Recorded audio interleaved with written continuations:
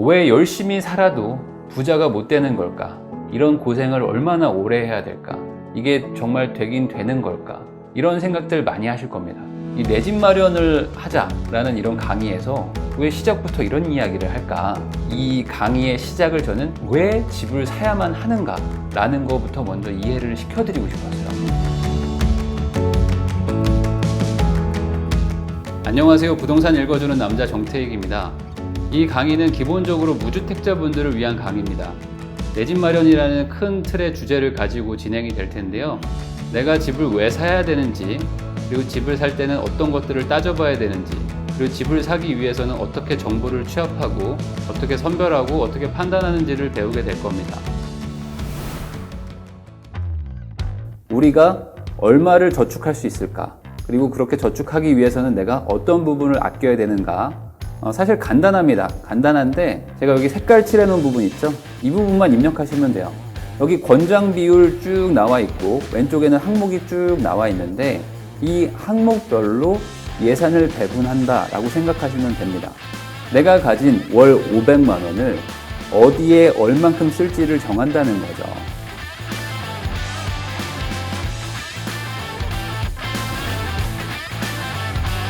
많은 사람들이 착각하는 게 있는데 이 집을 사는 게 어렵다라고 생각을 합니다.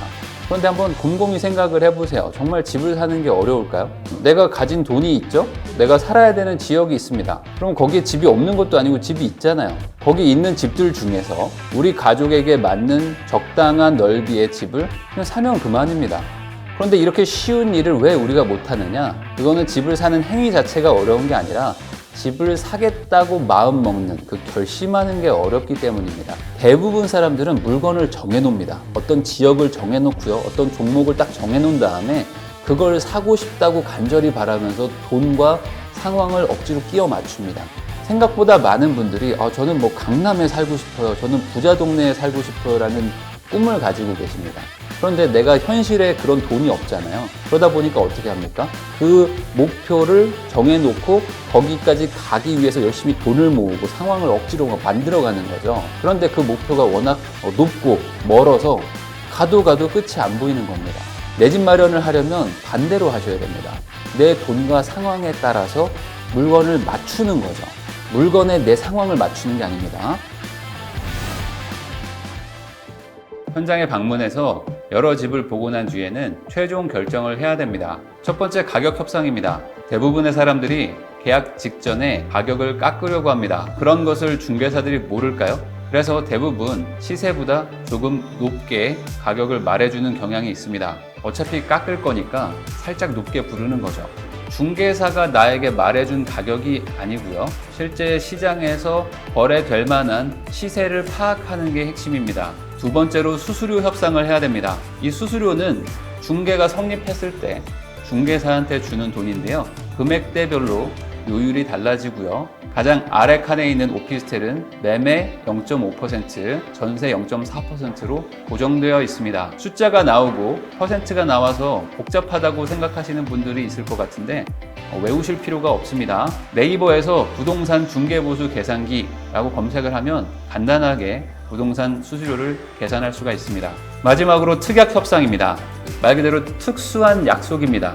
우선 집 상태에 대한 특약으로 보통 현 시설물 상태로 매매하기로 한다 라는 특약을 많이 씁니다.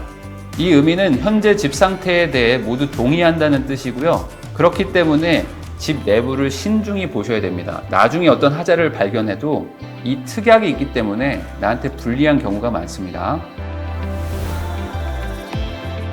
집을 사고 나면 가장 큰 걱정이 바로 이겁니다. 이 집을 언제 팔아야 될까? 많은 분들이 집을 사고 나면 파는 것부터 걱정을 합니다. 그 이유는 뭘까요? 내가 손해를 조금이라도 보기 싫은 거죠. 이 강의의 전체를 관통하는 핵심 문장은 바로 이겁니다. 타이밍을 따지지 말라. 가장 좋은 방법은 뭘까요? 안 팔아도 되는 물건을 사는 겁니다. 농담이 아닙니다. 타이밍을 잡으려고 하시면 안 되고 변화를 잡으려고 하셔야 됩니다. 예측이 아니라 변화를 잡는다. 시세가 하락하는 경우도 있습니다. 그런 경우에는 무조건 매도를 해야 될까요? 그건 아닙니다. 시세가 잠깐 조정받고 다시 올라가는 경우도 많습니다. 핵심은 시세가 하락하면 판다가 아니고 원인이 무엇인가를 확인을 하셔야 된다는 겁니다. 가장 큰 게 바로 집이 주는 안정감이라는 것을 느끼게 되실 겁니다. 이미 집을 사셨거나 집을 샀던 경험이 있는 분들은 제 말에 공감하는 분이 많을 겁니다. 이제 정말 믿을 구석이 생겼다 라는 감정인 거죠. 두 번째로 목표가 명확해집니다. 여러분들이 저축을 하실 때 갈팡질팡 했던 분들도 많을 겁니다. 내가 처음에 목표했던 저축률이 시간이 지나면서 점점 흔들리고 무너졌던 경험을 하셨을지도 몰라요. 그런 경험을 왜 하게 될까요? 무엇을 위해서 이런 고생을 해야 되는 거지? 막연하게 나아가다 보면 지치거든요. 그러다 보니까 저축률도 무너지고 갈팡질팡하면서 소비가 다시 늘게 되는 거죠. 그런데 인간은 참 단순해서 바로 앞에 어떤 목표를 주면 또 곧잘 따라 합니다. 그 말의 의미는 내가 집을 사는 순간 남의 돈을 쓰게 되고 그러다 보면 반강제적으로 목표 설정이 된다는 겁니다. 세 번째로 소유권에 대한 갈망이 커지실 겁니다. 처음이 어렵지 한 번 사면 두 번째 집을 사는 건 생각보다 쉽거든요. 내가 왜 이걸 진작하지 않았을까? 그동안 내가 미련하게 아껴 쓰고 모아가지고 집을 사려고 했었는데 집을 샀더니 연봉에 몇 배를 벌고 월급에 수십 배를 순식간에 벌기도 하는 경험을 하면서 허탈해지는 거죠. 그래서 이 허탈감이 후회로 바뀌고요. 그리고 이 후회는 욕망으로 바뀝니다. 이런 경험들은 비로소 집을 사고 난 뒤에야 알 수 있는 것들입니다. 저는 지금 사회 초년생입니다. 돈이 별로 없는데 이 강의를 들어도 될까요? 제가 우리 교육생들에게도 투자금이 한 3천만 원 정도 있으면 부동산 투자를 할 수 있다 라고 말을 하곤 하는데요. 뭐 2천만 원, 1,500만 원을 가지고 투자를 해서 성과를 내는 경우들도 꽤나 많습니다. 그 말은 내가 지금 당장 돈은 없더라도 이 강의를 통해서 내가 앞으로 마음을 먹고 이런 식으로 돈을 모아서 목돈을 만들어야지 라고 생각하는 게 되게 중요하다는 거죠. 생각보다 2천만 원, 3천만 원을 모으는 기간이 단축될 수도 있거든요. 결국에 이성적이어야 하고 또 긍정적이어야만 합니다. 이 모든 사람은 결국 자기 지분 한 채는 다 필요하거든요. 내가 살아가는 데 있어서 꼭 필요한 어떤 경험이나 뭐 지식 같은 것들을 그냥 습득한다 라고 생각을 하시면 조금 더 마음도 편하시고 이해도 쉬우실 거예요. 저는 부자가 되고 싶은 사람들을 되게 좋아합니다. 그리고 부자가 되고 싶은 사람들을 가르치고 싶어 하는 사람이에요. 왜냐하면 제가 바로 그런 사람이었거든요. 저는 정말로 부자가 되고 싶었고 21살부터 주식 투자를 했고 그리고 28살부터 부동산 투자를 했던 사람입니다. 그래서 저는 제 인생을 스스로 바꿔보고 싶었어요. 그래서 긍정적이고 의지가 있고 실제 행동하는 사람들을 좋아합니다. 제 강의를 수강하는 모든 클래스메이트 분들이 그런 사람들일 거라고 저는 믿습니다. 영상을 본다고 해서 잠깐은 맞아 그럴 수 있지 라고 생각이 들 수 있지만 그런 감정은 금방 사라집니다. 이론뿐만이 아니라 실제 그런 이론을 바탕으로 행동을 하시고 그 행동을 반복하셔야 됩니다.